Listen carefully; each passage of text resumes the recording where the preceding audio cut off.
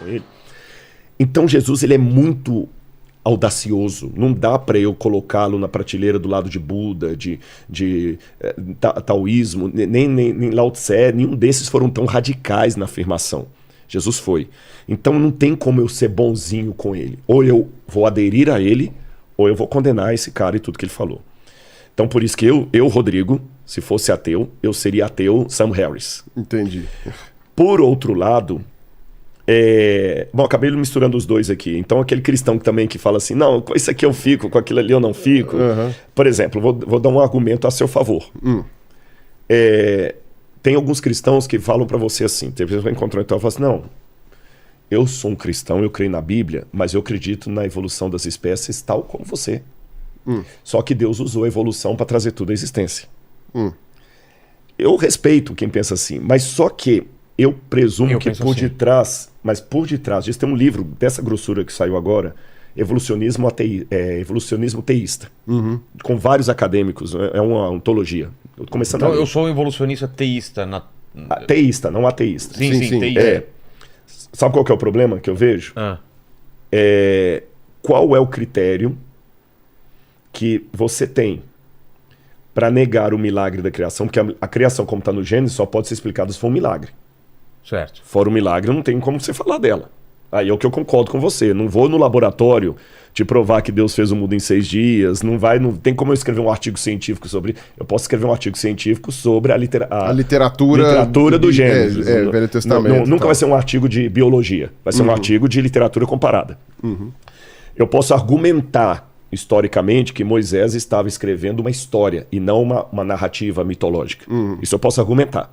Mas eu não tenho biologicamente como olhar no olho dele e falar assim, vou te provar que Adão existiu. Não tem como. Aí o que acontece? Esse livro que eu estou lendo está colocando isso. Muitos acadêmicos, para não serem massacrados na academia, como é o caso do Francis Collins, que fala, não, eu sou ateu e tudo mais, sou evolucionista e tudo mais, ele navega isso. Mas quando ele vai falar do milagre do nascimento virginal de Jesus, como um bom católico, Francis Collins vai dizer para você, não, Maria era virgem quando deu à luz a Jesus. Olha que engraçado. Eu que estou dando o argumento que eu daria se eu fosse ateu. Se eu fosse ateu. Eu ia perguntar assim, peraí, qual que é o critério? Porque do ponto de vista da biologia, é estúpido você falar que uma virgem deu à luz uma criança. A menos que você tenha tido um caso que... O espermatozoide partenogênese que até mas aí deveria nascer mulher, deveria nascer mulher, exatamente, ou que alguém ali, gente, eu não estou desrespeitando Maria. Partenogênese é quando você se reproduz de forma assexuada e gera, mas só que eu acho que não tem nenhum caso humano. Impossível. A partenogênese, quer dizer, talvez poderia ser possível em laboratório um dia.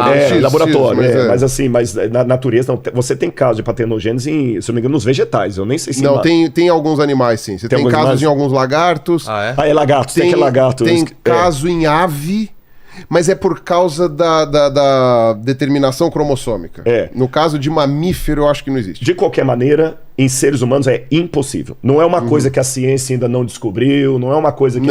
É impossível.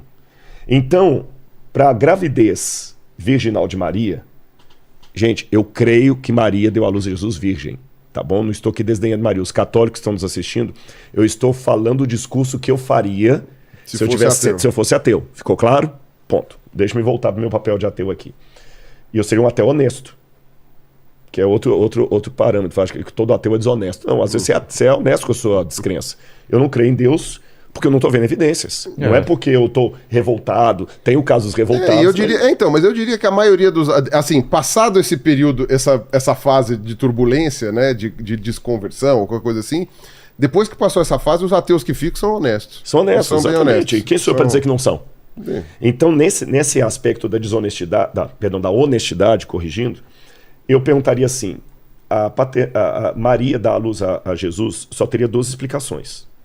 Ou aquilo é um baita de um mito, uma maneira educada de falar mentira, um mito, ou alguém ejaculou nas pernas dela lá de alguma maneira e por alguma maneira o espermatozoide entrou ali, porque acontece casos, às vezes, de uma menina engravidar virgem se tiver algum tipo de ejaculação que não houve penetração, mas Muito raro, né? muito raro. Ou também tem os casos de ímã complacente, que é quando o ímã não estoura. Não estoura. Há penetração, mas o ímã não estoura. Fisicamente ela é virgem, mas teve penetração. Sim.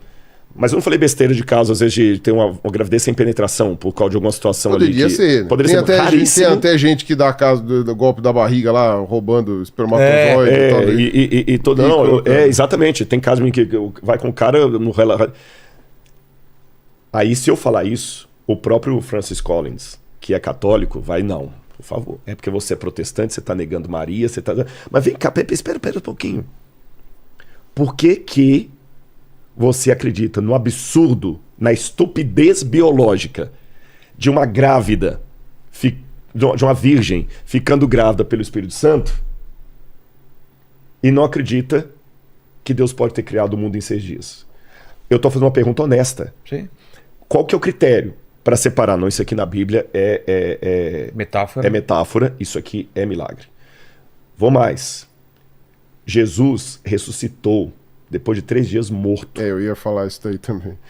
Vou piorar, vou entrar na área do sacane agora, que não é bem a nossa. Subiu para o céu num corpo físico, sem foguete, sem roupa de proteção, só na atmosfera, só quando passasse ele explodir. E entendamos o que é céu. Porque ele foi para onde? Para onde? Para onde? Foi para o céu e... Para onde? E para onde? Não, e outra. Só de sair da atmosfera, ele já estouraria o corpo dele. Já morreu. Já morreu. Faz o Elon. Você tá entendendo? Faz o Elon. Agora, eu pergunto, qual é o critério para considerar isso aqui histórico? Ressurreição, ascensão, virgindade? Mas não, aí vai... Eu estou falando que eu vejo isso na academia teológica, principalmente quando você vai para a Alemanha, para a Europa. Um monte de teólogos só falando dos mitos. Bultmann é um caso disso aí, Wellhausen, vários da Alemanha lá. Bultmann, o Paquito já pensou em outra coisa. É outro. Não, não é aquilo não. Tem outra referência. Eu falei Bultmann, com L de todo tamanho ali, alemão. Aliás, o Paquito quer o banheiro, quer o banheiro, né? Bultmann. Eu vou controlar a câmera enquanto você vai. Tá, mas pode falar aqui? Não tem. É o Bultmann. Bultmann, Rudolf. E qual que é o critério para dizer que... Aí eles falam muito assim, o mito da abertura do Mar Vermelho. Então eu vejo, Pirula, que existe do lado... Estou fazendo uma autocrítica da teologia, uma teologia... Eles não gostam de teologia liberal, eles não gostam desse nome. Teologia progressista, alguma coisa assim, que ele quer literalmente acender uma vela para Deus, outra por capeta, usando no sentido metafórico. Sim. Porque ele não quer ser execrado por alguém como você. Que é fácil execrar. O cara mais conservador é mais fácil bater nele, né? Mas ele também não quer deixar a fé dele. Então ele fica gravitando entre 2 mundos. Um pé em cada barco. Um pé em cada barco. E do lado do ateísmo, eu penso isso. Esse livro, se ele... Não dá para eu pegar só uma partezinha dele é lógico que pode entrar em outras questões aqui. O fato de serem 75 livros e não um só. No sentido exatamente. São 75? No cânon católico, sim. No cânon protestante, 66. Eu tenho respostas intelectuais para muitas dessas questões. Por que 75? Mas o ponto é... Eu não conheço um especialista de Shakespeare que daria a sua vida por sua interpretação do Hamlet. Não, Mas tem John Huss que deu sua vida pela Bíblia. Se você for procurar, sempre tem doido pra tudo. Alguém vai morrer por Shakespeare, pode ser. Mas olha interessante como você colocou. Provável. Se você for procurar, tem doido pra tudo. Talvez uns 2 ou 3.